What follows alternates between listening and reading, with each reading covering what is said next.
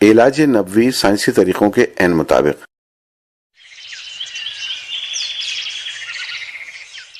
کارخانہ قدرت میں کوئی شے بیکار نہیں۔ ایک ننھے سے کیڑے جونک کی مثالی دیکھ لیجئے۔ میٹھے پانی میں پایا جانے والا یہ جاندار بے شمار بیماریوں کا علاج ہے۔ جونک بے ضرر طریقے سے خون چوسنے کی صلاحیت رکھتی ہے۔ اس کی مدد سے انسانی جسم میں موجود فاسد خون کو باہر نکالا جاتا ہے۔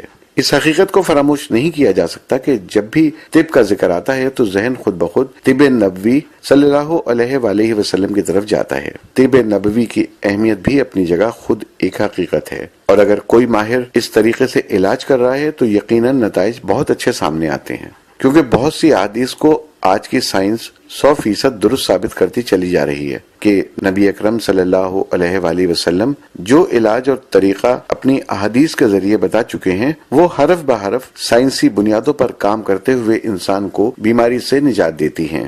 آج ہم طب نبوی کے جس طریقہ علاج کے بارے میں جانیں گے وہ ہے حجامہ۔ حجامہ کیا ہے؟ یہ ایسا علاج ہے جس کی طبی اہمیت سے انکار ممکن نہیں، بلکہ دور جدید میں سائنسی لحاظ سے بھی اسے مفید قرار دیا گیا ہے۔ حجامہ آپ صلی اللہ علیہ وآلہ وسلم کی سنت اور ایک بہترین علاج ہے۔ رسول اللہ صلی اللہ علیہ وآلہ وسلم نے خود حجامہ لگوایا اور دوسروں کو ترغیب دی۔ رسول اللہ صلی اللہ علیہ وسلم نے فرمایا ان افضل ما تداویتم به الحجامہ، تمہارے علاجوں میں بہترین علاج، سب سے اچھا علاج وہ حجامہ کا علاج ہے۔ حجامہ کے ذریعے فاسد و خراب خون نکالا جاتا ہے جس سے وائرس، ٹاکسن، فیبرن، ڈیڈ سیل، مختلف قسم کے جراثیم اور درد نکل جاتا ہے۔ جو ہم کھاتے ہیں، جو ہم پیتے ہیں، جیسے دودھ بھی پیا تو بھینس کو انجیکشن لگتا ہے، وہ دودھ کے ذریعے ہمارے جسم میں آ جاتا ہے ٹاکسک۔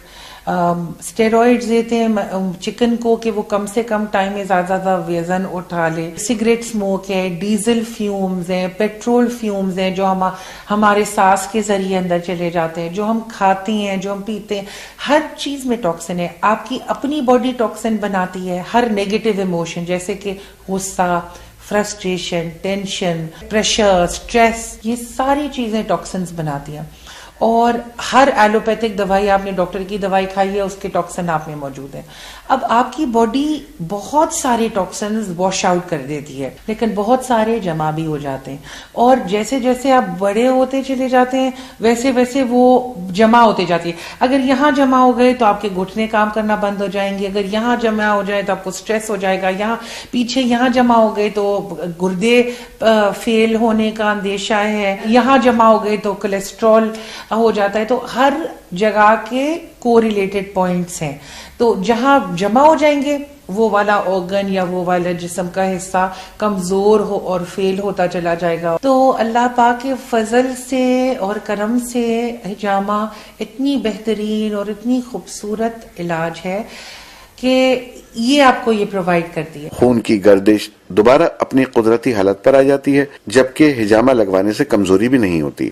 طبی طور پر ہمارے خون میں ٹوٹ پھوٹ ہوتی رہتی ہے۔ خون کے خلیات، سیلز چند دنوں میں مردہ ہو جاتے ہیں، جسم میں گردش کرتے رہتے ہیں۔ اگر جگر اور گردے صحیح کام کر رہے ہوں تو وہ اس کو جسم سے باہر نکال دیتے ہیں، اور اگر فاسد خون حجامہ کے ذریعے نکال دیا جائے تو جگر اور گردے پر اضافی بوجھ کم ہو جاتا ہے اور جسم میں نیا اور تازہ خون پیدا ہوتا ہے، جس کے ذریعے انسان بہت سی بیماریوں سے محفوظ رہتا ہے۔ سارے جسم میں خون ایک وہ چیز ہے جو ہر جگہ جاتا ہے اور وہاں سے مردہ سیل اٹھاتا اور وہاں آکسیجن کی زندگی پہنچا کر کے لاتا ہے، گردے میں اس کو صاف کر کے کچرا ڈرین کر دیتا ہے۔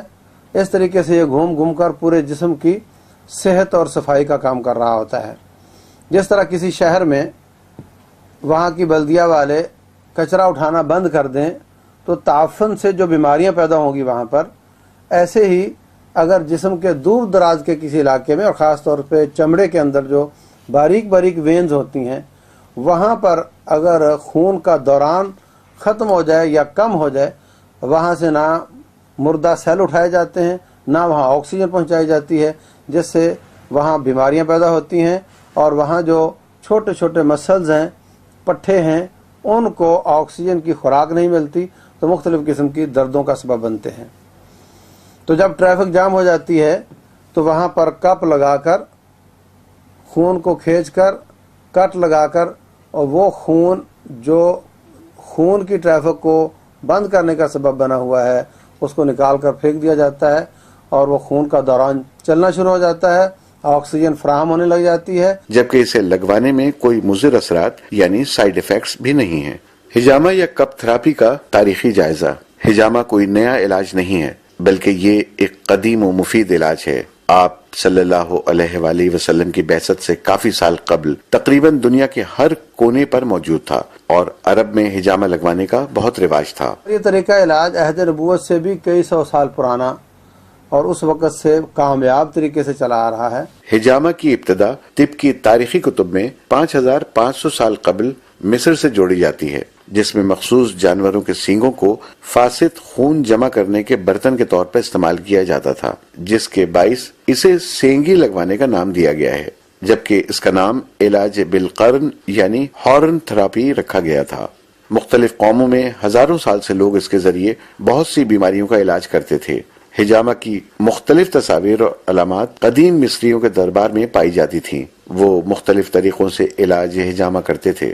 رومی، جرمنی اور یونانی لوگ شیشے کے گلاس کے ذریعے علاج کرتے تھے اور ہندوستان کے لوگ جونک کے کیڑے کے ذریعے علاج کرتے، مگر اس طریقہ علاج کو جہالت کی دنیا میں روشنی بن کر نمودار ہونے والے رحمت للعالمین صلی اللہ علیہ وآلہ وسلم نے پسندیدگی کا درجہ دے کر بام عروج پر پہنچا دیا اور ہجامہ یا پچھنے لگوانے کے نام سے اسے منفرد شناخت عطا کر دی۔ اس حقیقت سے بھی انکار نہیں کہ یہ طریقہ علاج تحفہ معراج ہے، کیونکہ معراج کے موقع پر حضرت محمد مصطفیٰ صلی اللہ علیہ وآلہ وسلم کو نماز کے ساتھ ساتھ ہجامہ کی بھی تلقین کی گئی۔ رسول اللہ صلی اللہ علیہ وسلم فرماتے میں معراج پر گیا تو ہر آسمان پر فرشتے ملتے تھے، تو مجھے یہ نصیحت کرتے تھے کہ مر امتک بالحجامہ، اپنی امت کو حکم دو کہ وہ ہجامہ کروایا کریں۔ اب یہ طریقہ علاج دنیا بھر کے بڑے ممالک میں رائج ہو چکا ہے۔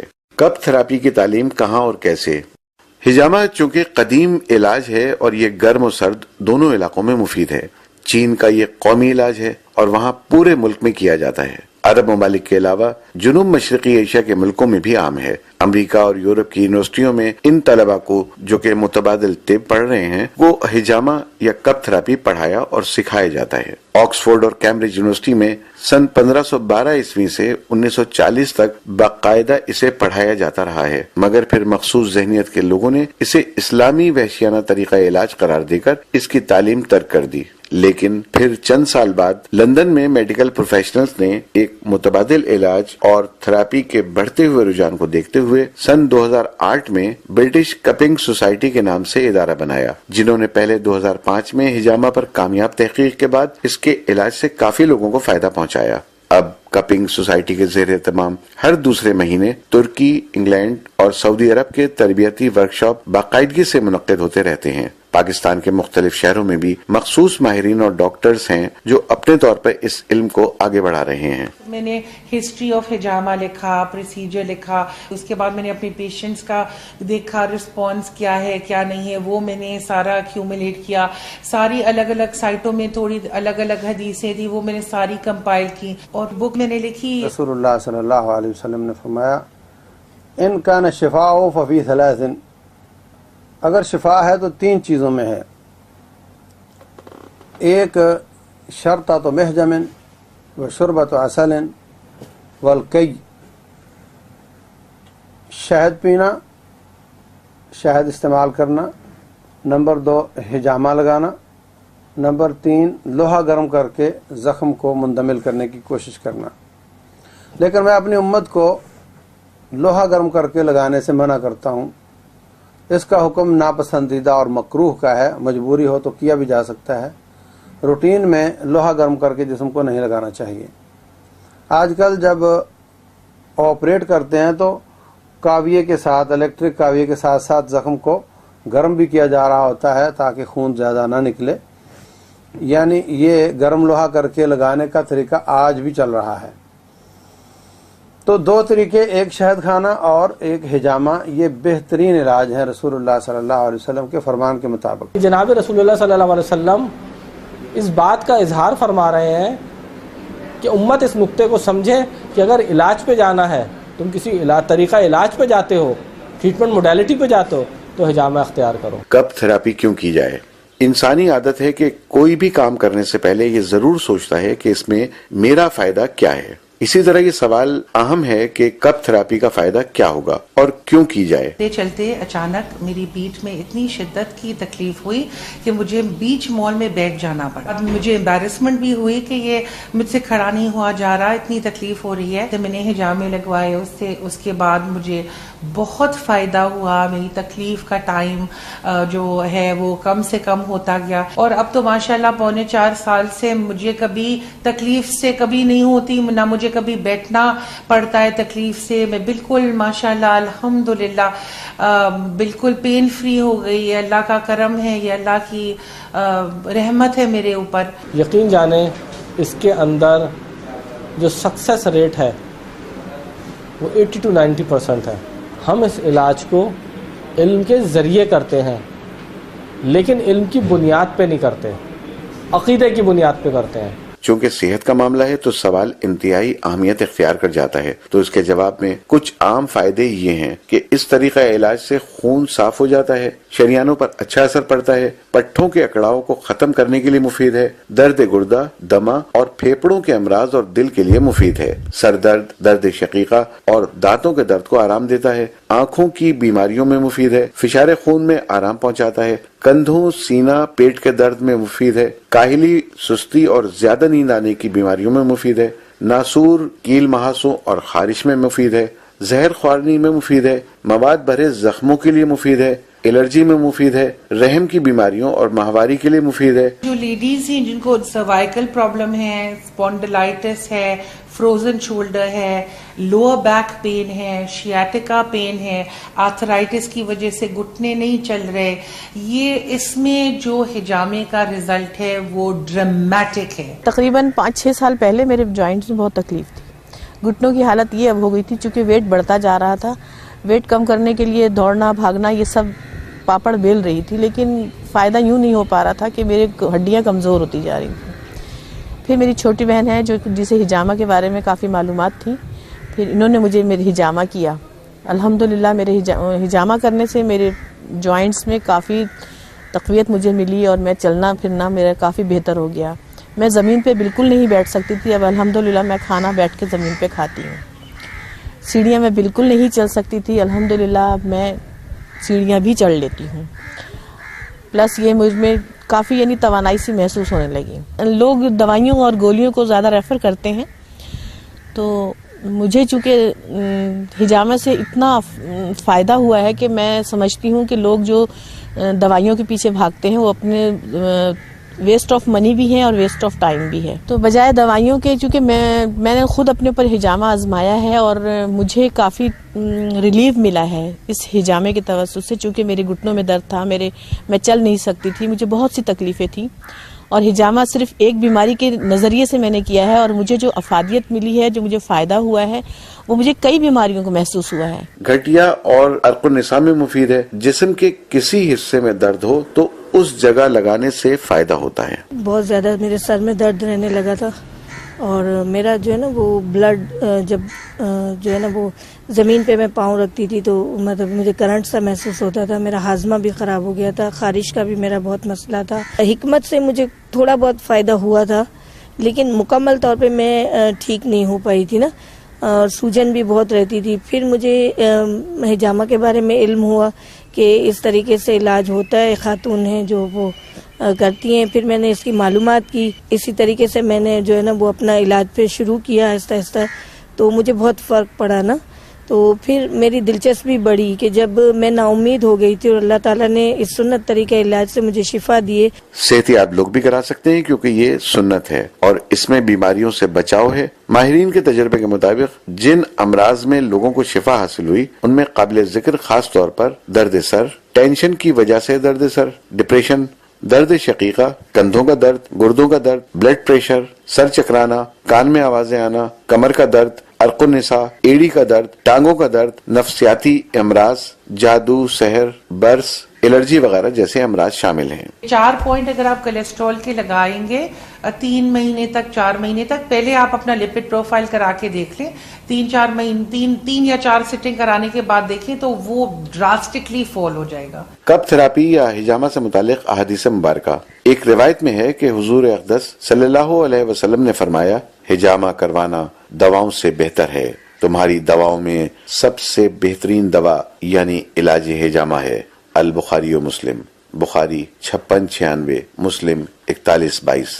یہ حدیث مبارکہ ایک بہت اہم نقطہ ثابت کرتی ہے کہ ہجامہ میں ہر اس مرض کا علاج ہے جس مرض کی دوا ابھی تک دریافت نہیں کی جا سکی، جیسا کہ لوگ ایڈز کو لا علاج قرار دیتے ہیں یا پھر ڈینگی فیور کا مستند اور مستقل علاج دریافت نہ ہو سکا۔ آج ایسی بیماریاں آ گئی ہیں جو میں سمجھتا ہوں اللہ تعالیٰ کی سزا کے طور پر ہیں، جیسے ایڈز وغیرہ ہے، جو مختلف قسم کی اللہ کی نافرمانیاں کرنے کے نتیجے میں آ رہی ہیں۔ ان سے توبہ کرنی چاہیے، باز آ جانا چاہیے، اور اس کے بعد اگر یہ طریقے علاج اپنائے جائیں تو کبھی امید ہے کہ اللہ تعالیٰ ان کو ضرور شفا دے گا، کیونکہ رسول اللہ صلی اللہ علیہ وسلم نے فرمایا، ما انزل اللہ من داء الا انزل له شفاء، اللہ نے کوئی بھی بیماری پیدا نہیں کی جس کی شفا پیدا نہ کی ہو۔ تو ایک طریقہ علاج میں اگر نا امیدی ہے تو دوسرا طریقہ علاج، تیسرا طریقہ علاج، اور ان میں سب سے بہترین نبی صلی اللہ علیہ وسلم کی زبانی کہ وہ ہجامہ ہے۔ اسامہ بن شریک رضی اللہ تعالیٰ عنہ روایت کرتے ہیں کہ رسول صلی اللہ علیہ وسلم نے فرمایا، اے اللہ کے بندو، اپنی بیماریوں کا علاج کراؤ، کیونکہ اللہ تعالیٰ نے کوئی مرض ایسا پیدا نہیں کیا جس کا علاج نہ ہو، صرف ایک مرض ایسا پیدا کیا ہے جس کا علاج نہیں ہے، صرف ایک مرض، یعنی مرض الموت۔ الترمذی 2038، ابو داؤد 3857۔ کپ تھراپی کے طریقے و اقسام۔ ہجامہ عموماً 3 طریقوں سے کیا جاتا ہے۔ نمبر 1 جوک لگوانا، نمبر 2 بذریعہ آگ یعنی فائر کپنگ، اور نمبر 3 کپ تھراپی۔ اب کپ تھراپی کی بھی مختلف اقسام ہیں، جس میں خشک ہجامہ یا ڈرائی کپنگ، اس میں جسم کے مختلف جگہوں پر جہاں درد ہو وہاں پر بغیر کسی کٹ کے ہجامہ کیا جاتا ہے۔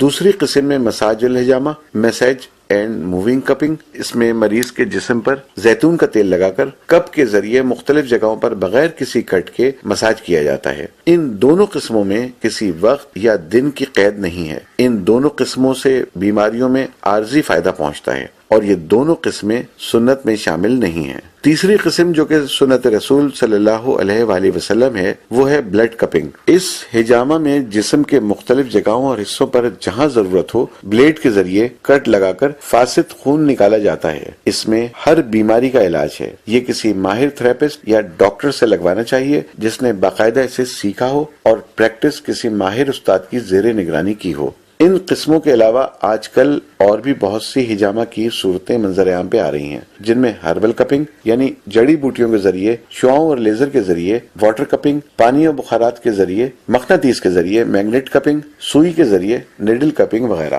اگر کوئی شخص محض اس کے اوپر کٹ نہ لگائے اور باقی سارے مراحل پورے کر دے، وہ ہجامہ نہیں کہلائے گا۔ وہ علاج سنت رسول صلی اللہ علیہ وسلم کے مطابق نہیں ہے، وہ علاج وہ نہیں ہے جو جناب رسول اللہ صلی اللہ علیہ وسلم نے اختیار کیا۔ سنت ہجامہ کی 2 وجوہات، نمبر 1 علاج کے لیے، نمبر 2 سنت کے لیے۔ سب سے پہلے ہم بات کریں گے ہجامہ سنت کے لیے۔ احتیاط کے لیے صحت مند لوگ بھی کرا سکتے ہیں، کیونکہ اسلامی طب و صحت اور طب نبوی صلی اللہ علیہ وآلہ وسلم کا اگر بغور مطالعہ کیا جائے تو معلوم ہوتا ہے کہ ہر قدم پر انسان کو بیماری سے روکنے کی تدبیر کرنی چاہیے، نہ کہ انتظار میں رہا جائے کہ جب انسان بیمار ہوگا تو پھر علاج کرائیں گے، کیونکہ احادیث میں آتا ہے کہ پرہیز علاج سے بہتر ہے۔ اب ہجامہ کروانے کی دوسری وجہ پر نظر ڈالتے ہیں جو کہ علاج کے لیے ہے۔ اس کو بھی ہجامہ سنت کہتے ہیں۔ آپ ایلوپیتھک دوائی کے پاس جائیں اور 3 4 6 مہینے بعد وہ دوائی بند کر دیں، نہیں، وہ کہیں گے جب تک آپ زندہ ہیں آپ نے ہماری دوائی کھانی ہے، چاہے آپ کو ڈائبٹیز ہے یا کولیسٹرول کی دوائی آپ کو عمر بھر کھانی پڑتی ہے، بلڈ پریشر کی عمر بھر کھانی پڑتی ہے، ڈائبٹیز کی عمر بھر کھانی پڑتی ہے۔ تو یہ اتنا بہترین علاج ہے کہ آپ علاج کرائیں اور آپ کو نجات ہو جاتی ہے، اور پھر 3 4 دفعہ ہجامے لگانے کے بعد وہ تکلیف چلی جاتی ہے۔ مطلب ایلوپیتھک میں تکلیف از دیر، وہ صرف آپ کا پین کٹ کرتے رہتے ہیں، چاہے وہ لیور پہ یا گردوں کو نیگیٹو افیکٹ کرے، ان کو پرواہ نہیں ہے، بس وہ پین، لیکن پین وہیں کا وہیں ہے۔ جس وقت مریض کو اس کی ضرورت ہو اس کو لگایا جا سکتا ہے۔ اس سے نفع و فائدہ ہوگا، نقصان کا سوال ہی پیدا نہیں ہوتا۔ میں گھر کے اندر گر گئی تھی اور میرے ہاتھ کی کلائی ٹوٹ گئی تھی، پھر میرا ہاتھ ایسا ٹیڑھا ہو گیا تھا۔ میں نے ڈاکٹر کو دکھایا، اس نے پلاسٹر لگایا 15 دن کا، اس کے بعد اور پھر 15 دن کے بعد 1.5 مہینے کا لگایا، اس کے بعد کھلا جب پلاسٹر تو میرا ہاتھ ایسا ہی تھا، صحیح نہیں ہوا تھا۔ تو پھر میں نے ڈاکٹر کو دکھاتی رہی 3-4 مہینے۔ اس نے کہا کہ آپ کا عمر کا تقاضا ہے تو ایسا ہی ہاتھ رہے گا۔ میں کہا اللہ یہ کیسے ہو سکتا ہے کہ میرا ہاتھ اس طرح ہی رہے۔ پھر میں اس کے جڑے کے پاس گئی، اس سے کرایا، ہومیوپیتھک کا علاج کرایا، کسی سے مجھے صحیح نہیں ہوا۔ پھر مجھے یہ ہوا کہ کسی نے کہا کہ آپ یہ حجامہ کے ذریعے کرائیں نا، تو میں اللہ کے حکم سے سنت طریقہ علاج کرائی، تو میرے ہاتھ 1 مہینے میں تھوڑا سا اس طرح ہوا، پھر دوسرے مہینے میں صحیح ہوا، تیسرے مہینے میں اللہ کے کرم سے میں نے اس ہاتھ سے آٹا بھی گوندا، سب کام اسی ہاتھ سے میں نے کیا، اور اللہ کا کرم ہے کہ ابھی تک میرے ہاتھ میں کوئی درد نہیں ہے اور میرا ہاتھ سیدھا ہو گیا ہے۔ اس میں ہم لوگوں کو عام طور پہ یہ کہتے ہیں کہ آپ دیکھیں اپنا جو آپ کے پاس ٹیسٹ رپورٹس ہیں ان کو آپ محفوظ رکھیں، 1 مہینے 2 مہینے اپنے آپ حجامہ کروائیں، جب اس کے بعد آپ سمجھتے ہیں کہ ہاں اب آپ کی طبیعت میں کچھ بہتری آ رہی ہے، پھر آپ اپنی دوبارہ رپورٹس کروا کے اور اس کو ڈاکومنٹ کے طور پر آپ محفوظ رکھ سکتے ہیں کہ حجامہ سے پہلے میرے کیا مسئلے مسائل تھے یا میری رپورٹس کس طرح کی تھیں، اور اب حجامہ کے بعد میری رپورٹس کیا آئی ہیں۔ احرام کی حالت میں نبی نے حجامہ کروایا۔ علاج کے موقع پر اگر ضرورت ہو تو اس وقت ایمرجنسی کے طریقے اختیار کیے جائیں، یعنی فوراً حجامہ لگوائیں۔ 1976 میں میرا ایکسیڈنٹ ہو گیا تھا، اس کے نتیجے میں میرے دونوں ہاتھ ٹوٹ گئے تھے۔ لیٹ 80s میں پھر میرا کار ایکسیڈنٹ ہوا جس میں میرے نیک اینڈ بیک ہرنیٹڈ ڈسک ہو گئی، اور اس کے نتیجے میں میرے ہاتھ میں نمنس ہونے شروع ہو گئی اور کمزور ہونے شروع ہو گئے۔ یہ آپ دونوں ہاتھوں میں دیکھ سکتے ہیں کہ یہاں پر گیپ نہیں ہے، یہ دبتا گیا اور اتنا کمزور ہوتا گیا کہ میری انگلی اور یہ میرا انگوٹھا بالکل کام کرنا تقریباً چھوڑ چکے تھے، جس کی وجہ سے میں اپنے ناخن بھی نہیں کاٹ سکتا تھا۔ سرجری کے لیے ڈاکٹر نے کہا، لیکن انہوں نے کہا کہ اس میں کوئی گارنٹی آپ کو نہیں دیتا کہ آپ کا ہاتھ سرجری سے بھی ٹھیک ہو جائے گا۔ اس کے لیے میں نے حجامہ کرانا شروع کیا۔ انہوں نے مجھے 4 ڈفرینٹ پوائنٹس پہ کپس لگائے، اور اس سے الحمدللہ مجھے اتنا افاقہ ہوا کہ میری انگلیوں میں موومنٹ آ گئی۔ الحمدللہ میرے ہاتھوں میں آج گرپ ہے، آج میں ناخن کاٹ سکتا ہوں، اور میں اپنے ہاتھوں سے وہ کام کر سکتا ہوں جیسے بٹن لگانا، اور کوئی کام نہیں کر سکتا تھا۔ میں دن بہ دن کمزور ہو رہے تھے، تو الحمدللہ رب العالمین مجھے اللہ سبحانہ وتعالیٰ نے حجامہ کی وجہ سے شفا دی ہے۔ حجامہ کے خاص دن۔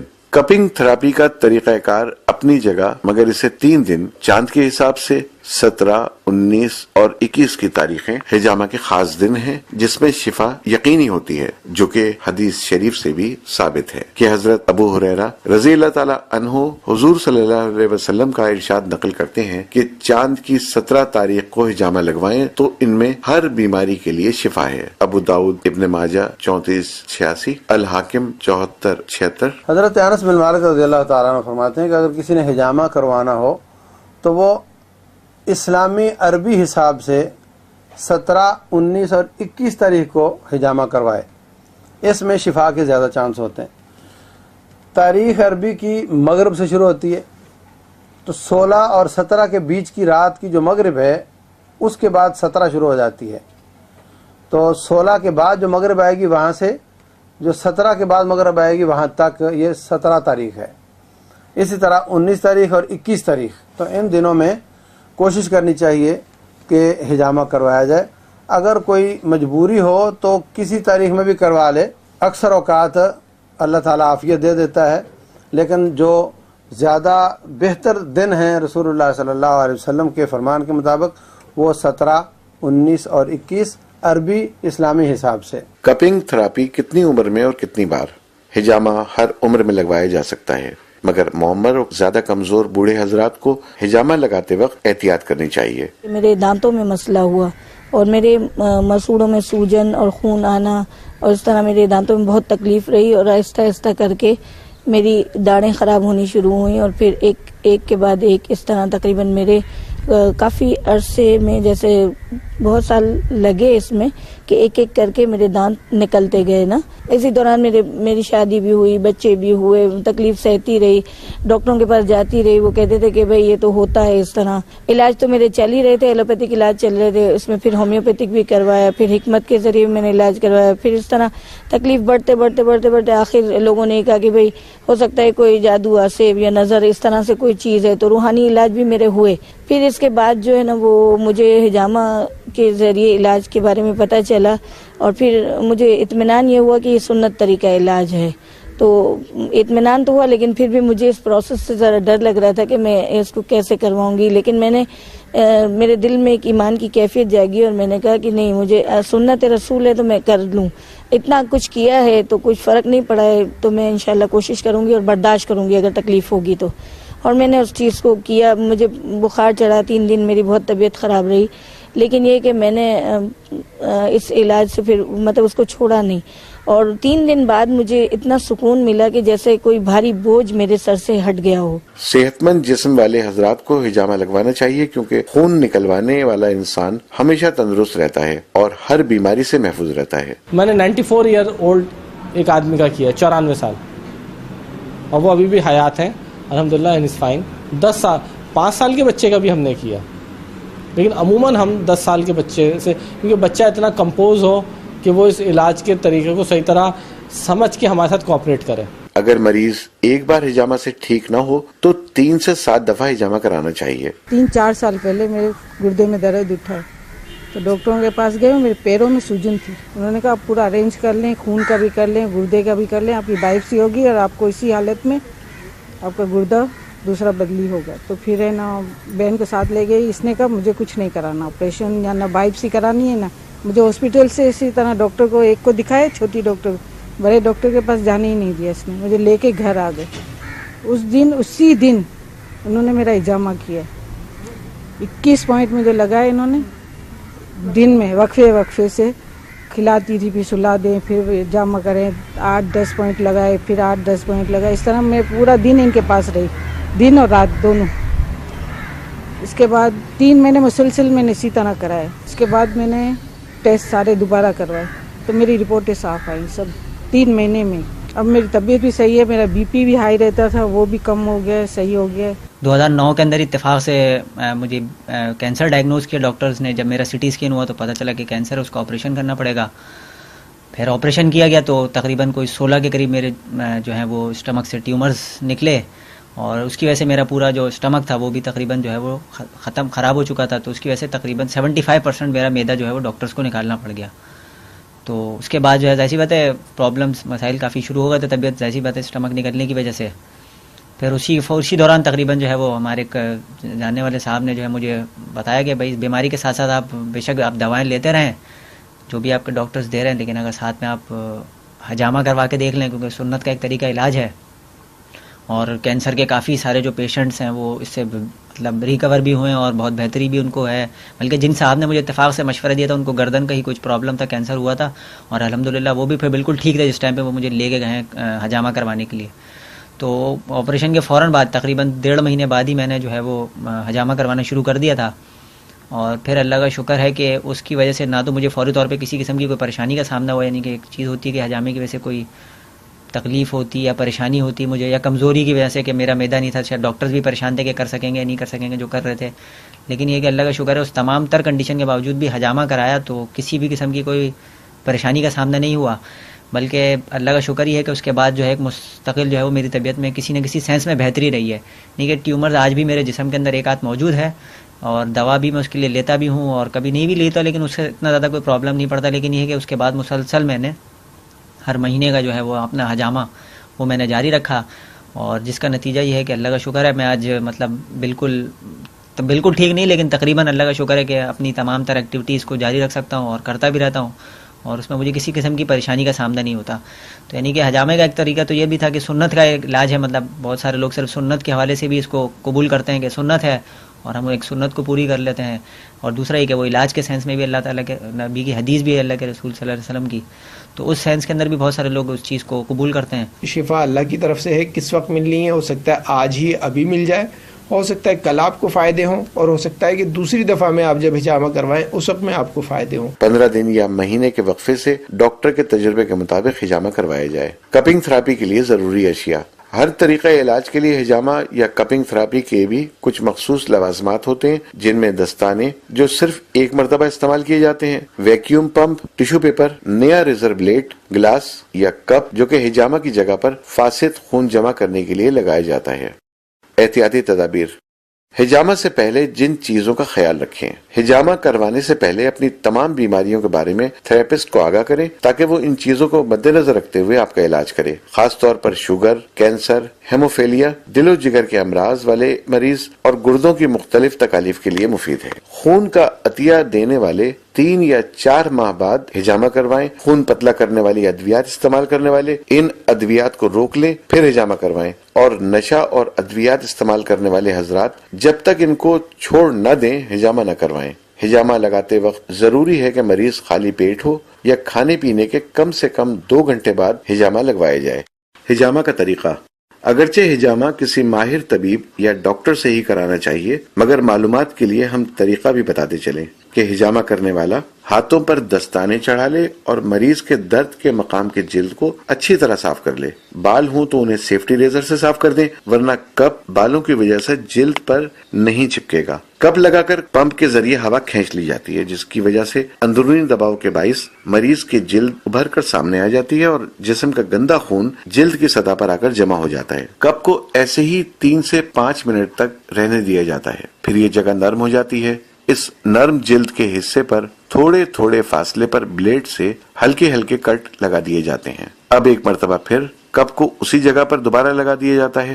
پمپ سے کپ کی ہوا کھینچ لینے سے دباؤ کے باعث کٹ کے اندر سے خون رس رس کر کپ میں جمع ہونا شروع ہو جاتا ہے. کپ کو اسی حالت میں کچھ دیر رہنے دیا جاتا ہے اور گندا خون جمع ہو جانے کے بعد پھر گلاس کو الگ کر دیا جاتا ہے. کچھ لوگ انجیکشن لگوانے سے جیسے ڈرتے ہیں، تو اسی طرح سے وہ حجامہ سے بھی ان کا ایک خوف ہوتا ہے کہ یہ کٹ لگے گا باڈی کے اندر ہماری، تو اس سے بہت زیادہ تکلیف ہوگی یا نقصان ہوگا یا کٹ صحیح نہیں ہوگا. اس طرح کی چیزیں ہوتی ہیں. جب وہاں پہ ہم کپ لگا کے اور سکنگ کرتے ہیں تو آس پاس کے ایریے کی ساری سرکولیشن جو ہوتی ہے وہ وہاں پہ کھنچ کر ٹاکسنز جمع ہو جاتے ہیں.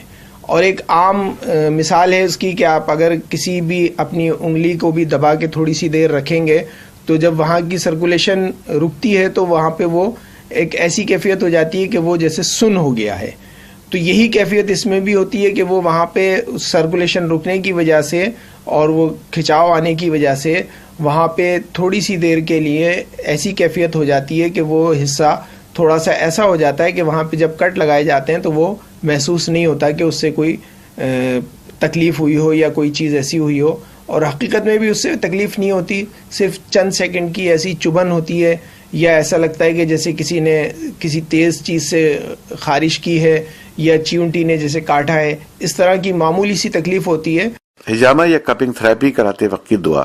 حجامہ کرتے اور کراتے وقت آیت الکرسی پڑھا جاتا ہے. اس کی وجہ یہ بتائی جاتی ہے کہ حضرت علی بن ابی طالب رضی اللہ تعالیٰ عنہ سے روایت ہے کہ رسول اللہ صلی اللہ علیہ وسلم نے ارشاد فرمایا کہ جس شخص نے حجامہ کراتے وقت آیت الکرسی پڑھی تو اس کو حجامہ کرانے کا مکمل فائدہ حاصل ہوگا. ابن کثیر.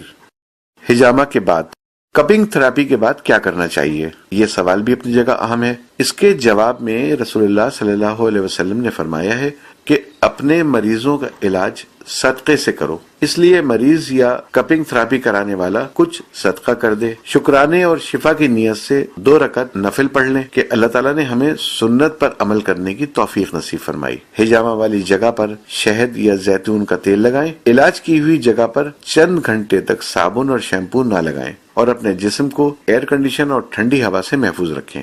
اگر تھکاوٹ یا نیند محسوس ہو